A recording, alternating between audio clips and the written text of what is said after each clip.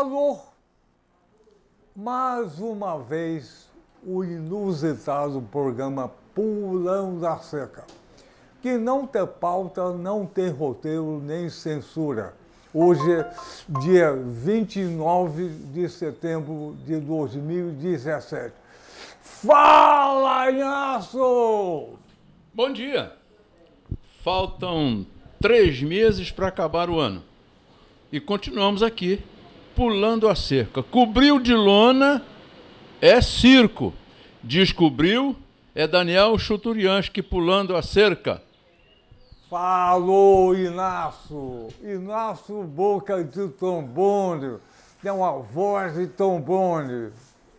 Então, o Pulando a Cerca não tem pauta, não tem roteiro, nem censura. É como a vida.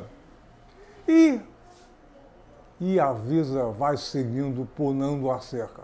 Aliás, dia 29 de setembro de 2017, o apresentador do programa sou eu, Daniel Chuturiansky, médico, o único apresentador do mundo que já teve AVC, acidente vascular cerebral, e estamos no ar. O AVC é a doença que mais mata no Brasil e no mundo. Então, eu sou o próprio pulando a cerca. Pois é, pular a cerca por quê? Por cima, pelo meio, por baixo, porque a gente enxerga do outro lado. E o outro lado não tem sacanagem, não tem corrupção. Tem o quê?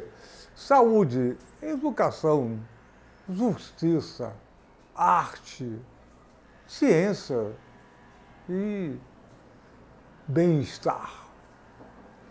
O nosso convidado hoje é um convidado antigo.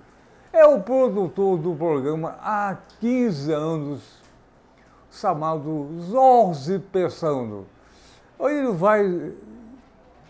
Jorge Pessano é um simpaticíssimo, agradabilidíssimo, cultíssimo, jornalisticamente. Gostoso. Tesudíssimo, bonitíssimo. Lindo, lindão. Lindíssimo. Tesudíssimo. Que mais? Conservadíssimo. Conservadíssimo. Que mais? Se você quiser. Que adjetivo você quiser. Pode botar o que quiser. Calma. Ele que falou, vou botar o que quiser. Então, o adjetivo assim, fala, Inácio! Se abriu a porta, não pode reclamar. Pois é. Olha só. Então, vamos chamar para pular a cerca Jorge Pessano, o jornalista Jorge Pessano. Pulou. Bom dia. Bom dia, boa tarde, boa noite. Boa noite. Fez Bom dia xixi? para todos aí. Fez xixi? Fiz xixi, fiz o número 2 também. Estou feliz da vida aqui, tranquilo. No número o quê? 2? 2, é. O que é número? Cocô. Cocô? Cocô. Cocô. Sei. C-O-C-O. Tá bom. Então estava tenso. Esse programa aqui é uma verdadeira diarreia.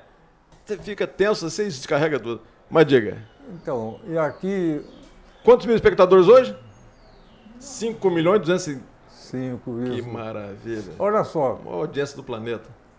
você falou em diarreia.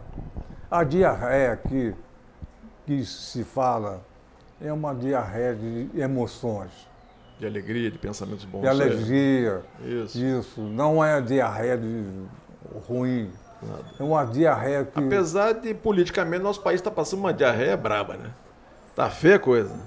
Tá feia, sim. Mas vai melhorar. 2018 vem aí, vai melhorar. Ou vai piorar, quem sabe. A história Não, pior que tá, não dá para ficar. Vai melhorar. não dá para ficar. Pior Ora, que tá, eu acho que não. sempre dá para ficar. Com essa classe política, sempre dá não há- para ficar Não há muito o que esperar da nossa classe mais política. complicado. É difícil. Ô Jorge, raríssimas exceções, alguns salvam, mas muito pouco. Muito pouco mesmo. Osório, como é que você vê o programa Pulando a Cerca depois de 15 anos que vai fazer esse ano? Qual é a tua visão crítica? A gente tem que, de tempo em tempo, rever as nossas posições. Senão fica repetitivo, o crônico. Por mais que a gente não tenha pauta, não tenha censura, nem tenha roteiro, qual é a tua visão crítica do Pulando a Cerca, que depois de 15 anos na televisão é um número monstro? Significativo. Monstro. Eu acho que é o seguinte, nesses 15 anos, apesar de não ter pauta nem roteiro, eu acho que a equipe, e principalmente você, na tua figura, eu acho que sempre buscou trazer para cá pessoas que tivessem alguma coisa a falar. Hoje, por exemplo, nosso convidado é ser um Franelinha, uma pessoa com limitações sérias, até de carências sérias, tanto de vida, de coisas materiais, etc., e até de se articular, uma pessoa difícil até se articular. O Bad Boy, ele via hoje aqui, no primeiro programa ele ficou travado, ele nunca tinha entrado numa televisão, ele ficou assustado. Então já entraram aqui nesse programa dele, Franelinhas como reitor, né? Então, até o reitor, o antigo reitor já passou aqui. O Carlos Bad Boy me pediu que ele queria fazer um segundo programa, porque era um aniversário dele. Isso. Olha, o que eu falei, você falou, ele não conseguiu chegar. Aqui. Certamente por algum medo, alguma coisa, não sei. Quanta limitação de chegar aqui. Primeiro, limitação de transporte. Ele mora longe, o transporte, o trânsito é terrível. Já é uma limitação. Se conseguir sair cedo, tudo bem, mas se não conseguir sair cedo. Não é isso não. Ele me pediu há um mês atrás, eu sempre fui lá, você telefonou. Olha que limitação. Como é difícil chegar a um canal de televisão todo programado. Ele ia ser nós íamos cantar parabéns para ele e homenagem à população do Brasil. O Brasil não é muito diferente. Não, e ele podia trazer para a gente aqui um pouco do que é a realidade dele, que a gente vê a realidade das pessoas, mas com nossos olhos. Agora, ele mesmo trazendo o que ele passa, o que ele vive para poder sobreviver, né, tanto profissionalmente como até pessoalmente, isso é uma contribuição, porque é uma história boa para se contar aqui. Esse programa é feito de história, foi sempre feito de história. Nós ficamos até agora angustiados com a ausência dele. Não sabendo o que aconteceu. Olha só, ele representa uma grande parte da população do Brasil, que mora na periferia, tem dificuldade até em pensar e falar. Uhum. Mas ele está sobrevivendo. Ele me pediu alguma, não sei, que dificuldade, né, para chegar aqui. Bom, então nós estamos falando sobre o programa que seria hoje não teve. Isso. Mas aqui não tem mentira. Sempre a verdade é no ar. O que ia acontecer, um convidado, o Carlos Beck. Ele era o principal convidado, ia também vir a Thaís, que é a espala da Orquestra Sinfônica Nacional da UF, também não pôde vir com um problema particular, mas seriam duas pessoas completamente diferentes, né? Iria ser uma surpresa. Ambos não sabiam da participação do outro, quer dizer, seria uma entrevista curiosa. Não, a Thaís seria um bate-papo curioso. Ia tocar o violino, tocando parabéns para o Carlos. Que surpresa espetacular, ele ia chorar. E a Thaís ia contribuir com a sua música para a população do Brasil. Era um programa que a gente queria fazer há muito tempo. E a vida é assim, não conseguimos. Nenhum dos dois conseguiu aparecer. Uhum. Então, olha só, isso é o Pulando a Cerca. Não tem roteiro, não tem pauta e e várias vezes a gente... Você planeja, às vezes não sabe como você espera. Não, a vida é assim, mas quantas vezes a gente esperou que o programa ia ser fraco e foi um espetáculo. Isso aí. E quantas vezes a gente esperou que o programa fosse genial e foi uma bosta. Travado, engessado. Não aconteceu. Não aconteceu isso mesmo. Você me perguntou, nesses 15 anos, como é que eu vejo o programa nesses 15 anos? Eu vejo esse programa com 3 fases distintas. Uma antes do teu AVC, que você falava pelos cotovelos, ainda fala hoje, mas falava muito mais. Depois do AVC, que você ficou mais contido, porque justamente por ironia desse destino, a sequela foi na sua, onde você tinha o grande poder seu, ainda tem, que é a fala, e a fase do Modesto. O Modesto trouxe grandes pautas para a gente aqui. A grande colaboração do Modesto da Silveira, um advogado, que foi um advogado de presos políticos na época da repressão. Quem foi o doutor Modesto da Silveira? Foi o maior advogado vivo até o final do ano passado, salvou milhares de pessoas de morte, tortura e prisão na época da ditadura. E era conhecido internacionalmente, ele sempre vinha aqui colaborar. Uhum. E nessas 3 fases, quem ganhou foi o quê? Foi o público. Você sempre deixou a pessoa livre para falar o que quiser, tanto que a propósito do programa era não ter pauta nem roteiro, para não engessar. Quando as pessoas que vinham aqui, mas o que eu vou falar? Não, você vai conversar com o Daniel, vai ter 45 minutos para falar da tua vida, e se quiser falar da tua vida, às vezes o assunto vai para outra coisa, para a tua vida só profissional. O Bad Boy, por exemplo, não falou nada, ficou 45 minutos parado, você que puxando, ele não falou nada. Mas tem pessoas que falaram horrores aqui. E o programa é isso, dar voz, às vezes, aos que não têm voz. Mas muita gente passou por aqui, também tinha muita voz, tinha muita participação, tinha muita importância. Você falou, cuidado com as palavras, falava horrores. Que horror era isso? O horror nesse ponto aqui seria muito, um sinônimo de muito. Pois é, as pessoas... Gíria. A televisão é uma coisa mágica. Parece que hipnotiza as pessoas. As pessoas, em geral, começam a falar e sai um inconsciente. Sai. Libera tudo, isso mesmo. Então, é uma coisa mágica. E sai. E não tem horror nenhum. Aqui se fala, eu vivi, eu sofri, eu não fiz. Eu, é sempre o eu. Eu pulando a cerca. Eu. Uhum.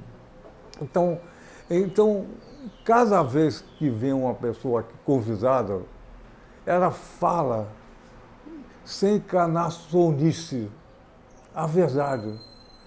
Não tem muito o que esconder, que a televisão não deixa esconder. Você pode até tentar esconder alguma coisa em, sei lá, nos primeiros 5 ou 10 minutos, mas depois, 45 minutos, as máscaras vão caindo, e você vai sendo quem você é, ou tentando ser quem você é, e sendo verdadeiro com as pessoas, né? É bom você contar a sua história, é bom você passar isso para as pessoas.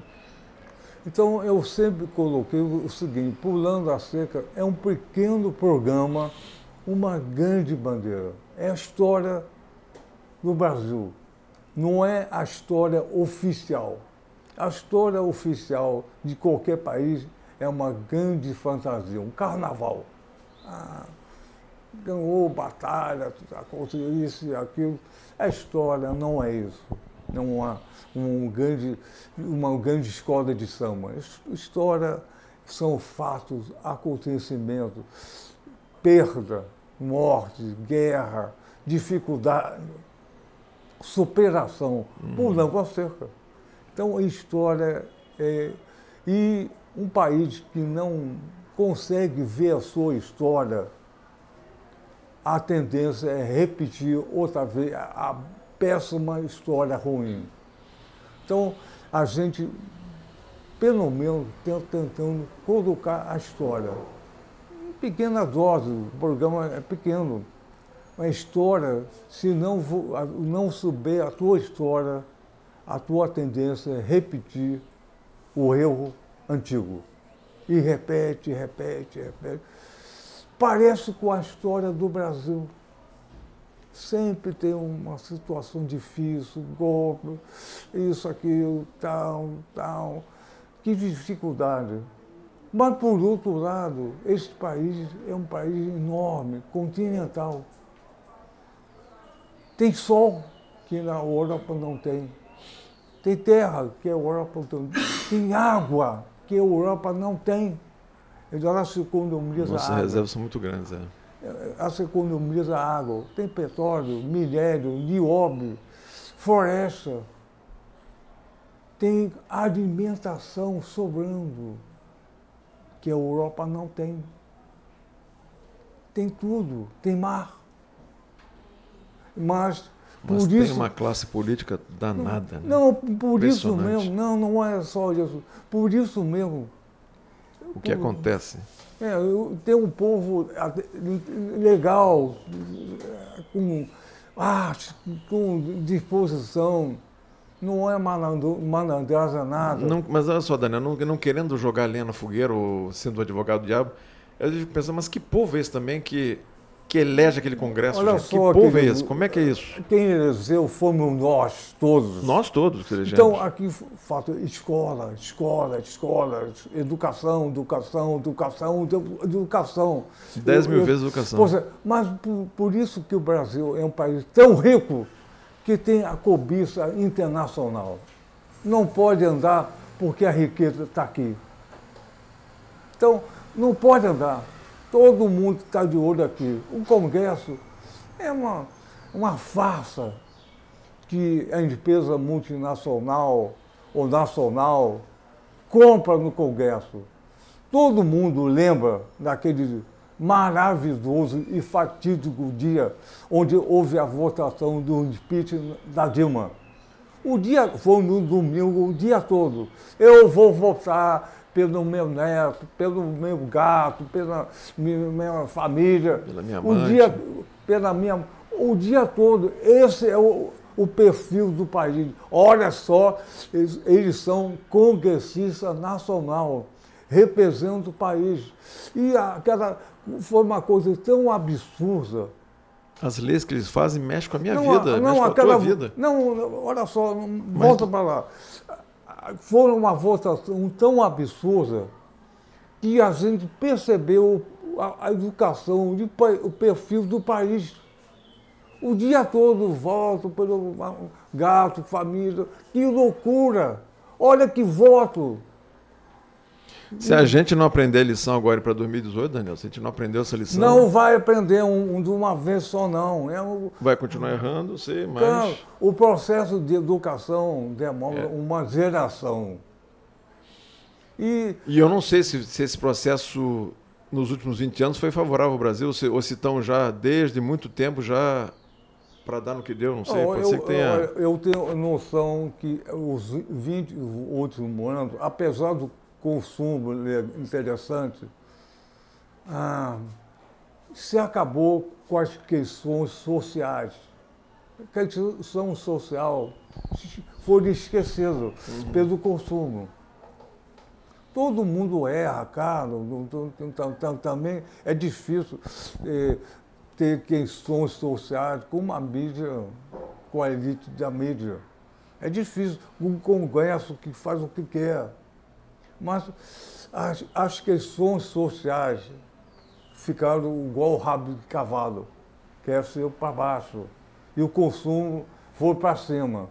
E a gente ficou voando um pouquinho. Inácio, você queria fazer uma pergunta? Não, Daniel, é só apenas um comentário. Essa votação foi assim um mise-en-scène, um teatro de horrores, aproveitando a palavra do Jorge, um teatro de horrores, onde a gente viu a manifestação esdrúxula, podemos dizer assim, dos nossos congressistas. A gente viu o quanto eles têm de pequeno dentro de si para fazer tratar de um assunto de tamanha importância que era aquilo. Quer dizer, o camarada foi para ali para viver os seus 15 segundos de fama numa manifestação covarde, enfim. Quer dizer, vamos agora entender, vamos buscar o fundamento dessa história. Quanto é que saiu para cada um, né? Falando daquela situação lá, falando agora de uma denúncia que tem, o camarada está aqui numa posição e ele pode sair daqui para o lado de lá para votar a favor do que está sendo acusado lá de lá, depois ele sai de lá e volta para cá. Quer dizer, é um tratar de interesses pessoais, a verdade é essa. O Congresso Nacional não trata das questões da nação, trata desejos pessoais, ambições pessoais e visam sempre crescer o bolso de cada um. O Daniel diz que o rabo de cavalo cresce para baixo. O bolso dessa moçada também cresce para baixo, porque quanto mais tem, mais os caras quer ter no bolso. Então, para ter um bolso cheio, tem que fazer um bolso mais fundo. Daqui a pouco o bolso vai ser do tamanho da perna da calça, do comprimento da perna da calça, em função da ambição desenfreada desses caras. Eu ouvi, há muitos anos atrás, um advogado dizer o seguinte, que o sistema é corrupto e corruptor. Eu questionei, mas doutor, por que o senhor me fala isso? Meu filho, um dia você vai entender. E hoje eu estou entendendo. Quer dizer, o camarada hoje ele é acusado de um delito, mas ele articula com meia dúzia por aqui, com mais meia dúzia pela esquerda, mais meia dúzia pelo centro, para poder se defender das acusações e escapar incólume. E está todo mundo vendo que o camarada que o camarada está implicado nesse negócio. Uhum. É igual a história do gato, né? Que o gato come, lambe os beiços, lambe os bigodes e está tudo certo. Está tudo limpinho. Está limpinho. Nesses 15 anos aqui nós tivemos muitas histórias para contar. E o nosso interesse, assim, entre aspas, o nosso desejo aqui é que tenha mais 15 anos pela frente e que a gente possa ser realmente um espelho do que a sociedade é. Trazer para cá todo tipo de pessoa para falar. Desde o flanelinha ao reitor, desde o médico ao babalorixá, desde do pastor ao padre, desde o grande cientista, a pessoa absolutamente sem nenhuma formação, mas que tenha conteúdo. Todos têm história para contar. Então, isso que a gente está vivendo hoje no país, uma rara exceção, raríssima exceção, o pulando a cerca. Não tem pauta, não tem roteiro, nem censura. Raro alguma coisa na mídia que tenha essa postura. Nós vivemos numa censura escondida. Aqui a gente consegue falar, porque é uma televisão universitária, é o debate, mas raros programas da televisão, rádio ou jornal conseguem expor isso dessa forma. Claro que nenhum de nós é comentarista político, mas todos nós temos uma nossa opinião. E aqui participa, sempre participou. O Inácio, o Zad, o Pedrinho, você, sempre participou. E voltamos ao Brasil. O Brasil é um continente. Então, tem que colonizar esse continente. O papel do colonizador é nos colonizar. Mas o papel do colonizado não é se deixar colonizar, é o contrário. E sempre vai haver resistência. E sempre a gente comentou que no futuro vai mudar. Mudou o quê? Mudou pouca coisa. Mas você não acha, por exemplo, havendo resistência, tem conflito, e no conflito, né, que as coisas melhoram? Não é esse embate que tá havendo, esse nervosismo, essa coisa assim... Pensando... Será que não sai alguma coisa melhor daí? Não avança daí? Pensando... As pessoas vão retroagir? Pensando, eu não tenho fantasia nenhuma. O Brasil e toda a América do Norte e a Europa estão numa mesma posição. A consolidação do fundamentalismo de direita. Não é só o Brasil. Então, é coisa internacional. Então, a nossa fantasia que o Brasil é o país do futuro. Sempre foi o país do futuro e tal. O Brasil hoje, e sempre foi uma grande fazenda que produz, vende muito barato e compra muito caro. A população do Brasil, a população do Brasil continua escravo. O salário é ridículo. é uma grande fazenda de escravo. A gente produz e vende baratinho, compra muito caro. Veja só, qual é a indústria grande, nacional, que tem hoje no Brasil? Diz uma. Genuinamente brasileira? Todas são multinacionais, né? Todas, a maioria. Então, todas são... Então, vendeu a companhia Siderúrgica. No automobilismo, aquele Gurgel, que eu não me lembro no primeiro... Tentou, morreu, acabou. A Prosdóximo era de linha branca, também quebrou. Quer dizer, algumas iniciativas nacionais tentaram crescer, mas foram engolidas pelo mercado, por outras concorrentes. Pois é. Aqui a proteção é quase zero. Enquanto nos países mais acima é o contrário. Então, olha só, a universidade pública tem maior dificuldade hoje de sobreviver. Mas em cada esquina teve uma universidade particular. Que forma? É só o negócio, vender diploma. Vender diploma para multinacional. É isso. Quem faz pesquisa, universidade pública, quando tem um problema grave no país, a televisão entrevista a quem? O professor na universidade particular ou na universidade pública? Quem é que dá opinião sempre? Universidade pública. Sempre. Então, olha a nossa história. É tudo embolado. Então, eu não tenho fantasia. Eu vivo pela realidade.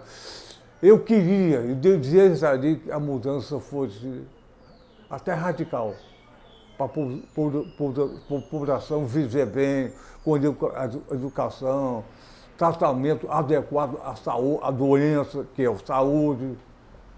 Então, democracia, salário justo. Olha, pensando, eu acho que 50% da população do país mora em periferia disso, favela. Não tem assistência, nada. Não tem transporte, não tem nada. Escola, saúde. Pelo menos 50%. E essa população... Você vê o caso de Niterói, Daniel. A nossa rede pública, que não é lá essas coisas, tem muita coisa para avançar ainda, ela recebe 40% de usuários de outros municípios da região metropolitana, que é São Gonçalo, Itaboraí, Itanguá. Na saúde? Na saúde. Quer dizer, pessoas que vêm buscar atendimento não vão buscar nos seus municípios, vêm buscar em Niterói. Por ter sido capital do estado, etc., aquela história toda, mas acaba vindo para cá. Não no seu município, que deveria ser o certo isso. Então, mais de 50% mora na periferia, ou mais, 60% é favela. Não tem nenhum recurso.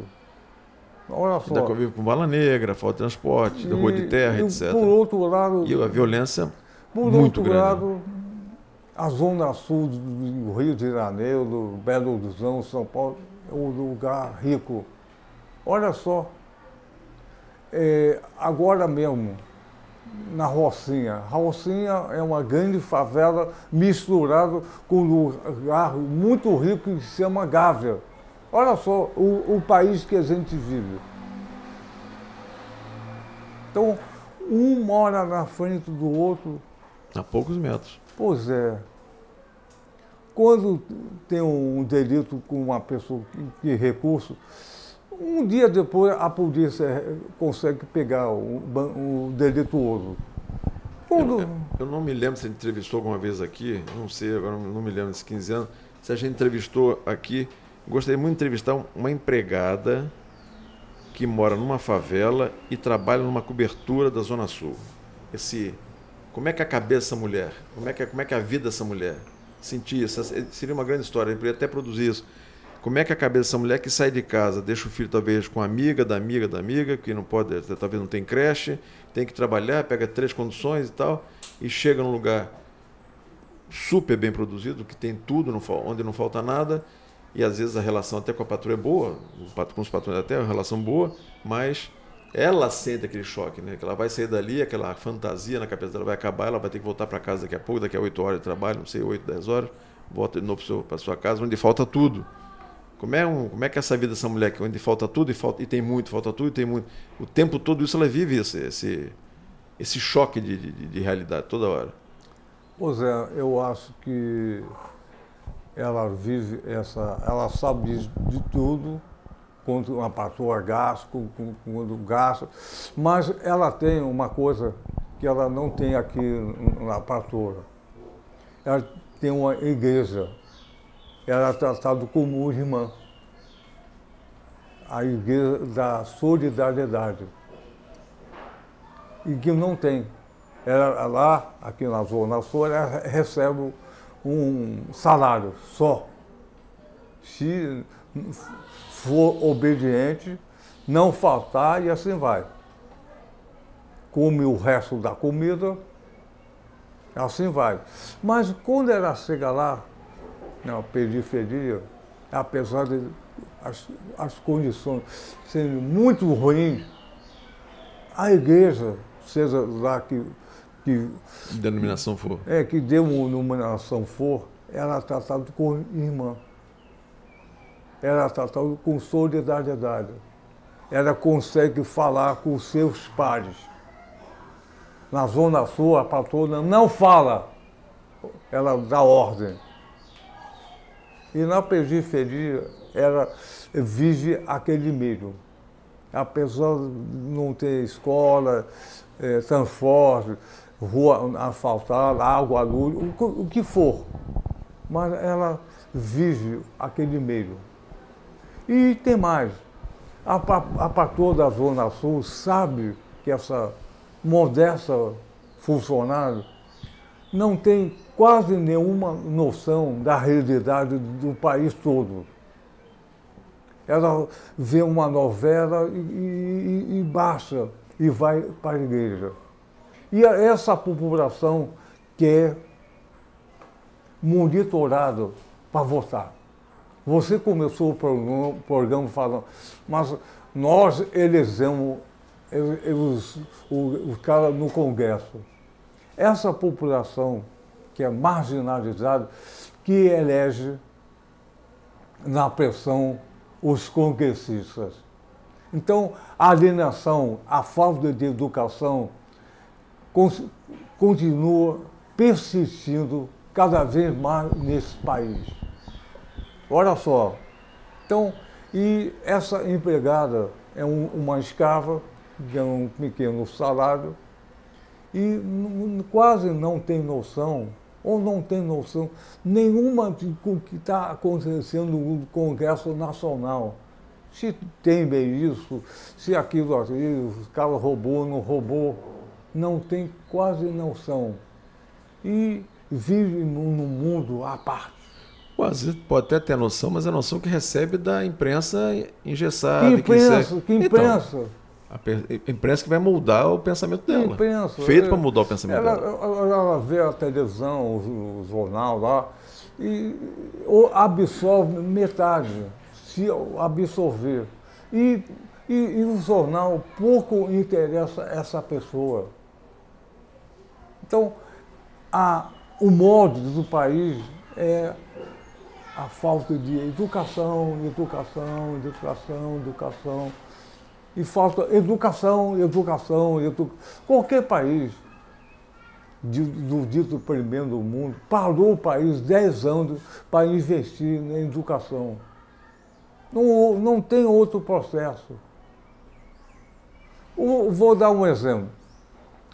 O Brizola, aqui no estado do Rio, ele construiu 500 CIEPs. O CIEP é a criança que ficava o dia todo na escola. Tinha dentista, biblioteca, esporte. Comida. E tinha um guarda que morava no CIEP. E uma arquitetura bem legal que o Niemeyer bolou, era pré-fabricado. Então, o projeto pedagógico do Darcy Ribeiro. Né? Então o custo disso era zero. Se o Brizola fosse eleito, hoje teria 10 mil CIEP no Brasil. O CIEP demoraria 5 anos para adequar o processo de educação. Não é mágica. Mas hoje, o perfil do Brasil seria outro. E a criança, indo para a escola, começa a ensinar o pai e a mãe, que não teve essa De alguma forma, ela influencia os pais. oportunidade. Então, imediatamente após a saída do Brizola, Moreira Franco, o dito governador Gatinho, liquidou o CIEP. Porque não interessava o projeto político dele. Claro, não interessava o Brasil. Não, e uma característica dos governos aqui é que não há continuidade, né? Quer dizer, o Moreira veio, perdeu, entrou o Brizola, fez os FIEPs, o Moreira voltou e não deu continuidade ao CIEP, quer dizer, sempre o novo está sempre reformando a unidade, Então, para botar só, sua placa lá, pinta com cor diferente, aquela unidade que já estava construída há 300 anos, olha só, bota a cara dele, quer dizer, está então, se maquiando as coisas, não se maquiar as coisas aqui. Só, o Brasil tem os 3 maiores educadores no mundo: Anísio Teixeira, Paulo Freire e Darcy Ribeiro. Nenhum dos 3 conseguiu muita coisa aqui no Brasil. São reconhecidos no mundo todo como grande educador, grandes processos. Aqui, um foi torturado, outro morreu, todo mundo não foi atenderam exilado. às exigências do... Então, hoje sobrou o que restou do CIEP, que é uma escola comum.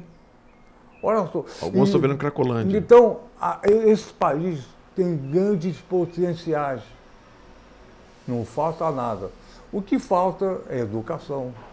Uma classe política que a elite mande tudo. E no Brasil tem 200 famílias que comandam o país desde 1500. 200 famílias. Acabou. O resto obedece. Nós somos os pequenos escravinhos. É isso mesmo. Não tenho nenhuma fantasia. Mas estamos pulando a cerca. Estamos falando, pelo menos conseguimos falar isso. Então, veja só. E a gente gostaria de falar mais ainda e por muito tempo. Você falou, esse é um programa interessante, trazer uma empregada um exemplo. Na Zona Sul. Ela ia fazer aqui igual...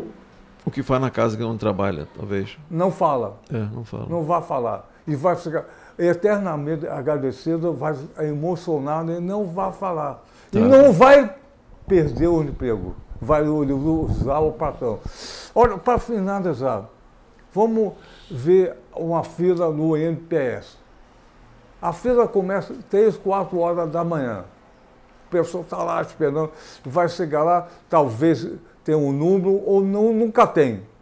Mas, então, 300 pessoas, mas só tem 100 senhas. Calma. Só vai atender 100. Calma, não é isso. Vão atender 100 ou 50 é outra coisa. O pessoal que está na fila, se eu fosse perguntar, está achando bom o INPS? Ótimo, doutor. Está muito legal. Ele não pode perder isso. Ele sempre vai elogiar que não tem outra coisa para dizer. Então, não é 100 ou 50, a questão não é essa. Então, o colonizador fica dependente do o colonizado fica dependente do colonizador. Ele obedece. É melhor obedecer que tomar... Do que não ter, né? Tomar porrada, não ter. Isso. É isso. Então, ao contrário de tudo isso, aqui tem o pulando a cerca. O pulando a cerca é sempre a favor do dito colonizado. Nós não somos colonizados. Nós estamos pulando a cerca. Nem que seja de fantasia, mas a nossa cabeça, o nosso sonho é pular sempre com justiça, liberdade, democracia, educação, saúde, arte, conhecimento, prazer. Faltou alguma coisa? Não. Então, com prazer é mais gostoso, né? Com prazer é muito mais gostoso. E com prazer a gente vem toda semana aqui pular cerca. E olha só, esse programa no começo falavam que ia ter 2 convidados, não puderam vir, a gente chamou pensão e fizemos o programa. Que deu para fazer. Não é? Um programa. Não pode desistir. Tem Sem que seguir pauta, em frente. sem pauta, sem roteiro, sem censura. E se você não viesse, eu estaria aqui sozinho contando uma história. Uma história. Não ia deixar nunca se tirar do ar. Então, muito bem. Então, a todo o Brasil desejamos pular cerca.